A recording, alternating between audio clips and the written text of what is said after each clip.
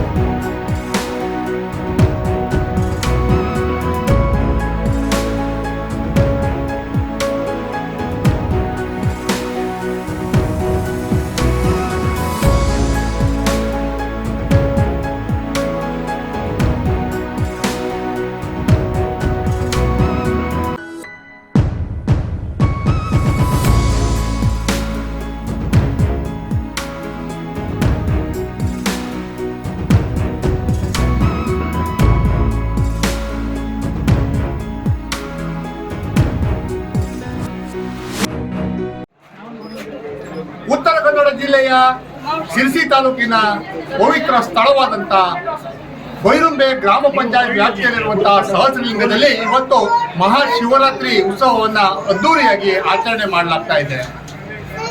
ಈಗಾಗಲೇ ಬೈರುಂಬೆ ಗ್ರಾಮ ಪಂಚಾಯತ್ ಅವರು ಬರುವಂತಹ ಭಕ್ತಾದಿಗಳಿಗೆ ಹಾಗೂ ಸಾರ್ವಜನಿಕರಿಗೆ ಸಕಲ ಸೌಲಭ್ಯಗಳನ್ನ ವ್ಯವಸ್ಥೆಯನ್ನು ಮಾಡಿದ್ದಾರೆ, ಮೂಲಭೂತ ವ್ಯವಸ್ಥೆಯನ್ನು ಸಹ ಮಾಡಿದ್ದಾರೆ. ಅಲ್ಲದೆ ಪವಿತ್ರವಾದಂತಹ ಶಾಲ್ಮಲಾ ನದಿಯಲ್ಲಿ ಸ್ನಾನ ಮಾಡಿದಂಥ ವ್ಯಕ್ತಿಗಳಿಗೆ ಬಟ್ಟೆಯನ್ನು ಬದಲಾಯಿಸಲು ಸಕಲ ವ್ಯವಸ್ಥೆಯನ್ನು ಸಹ ಇಲ್ಲಿ ಮಾಡಲಾಗಿದೆ. ಈಗಾಗಲೇ ನಮ್ಮ ಗ್ರಾಮ ಪಂಚಾಯತ್ ಉಪಾಧ್ಯಕ್ಷರಾದಂಥ ರಾಘು ನಾಯ್ಕ ಅವರು ನಮ್ಮ ಜೊತೆಯಲ್ಲಿದ್ದಾರೆ. ಅವರನ್ನ ಮಾತಾಡ್ಸೋಣ. ಸರ್, ಈಗ ಸಹಸ್ರಲಿಂಗದಲ್ಲಿ ಶಿವರಾತ್ರಿಯ ಪ್ರಯುಕ್ತ ಏನು ವ್ಯವಸ್ಥೆಯನ್ನು ಮಾಡಿದ್ದೀರಿ?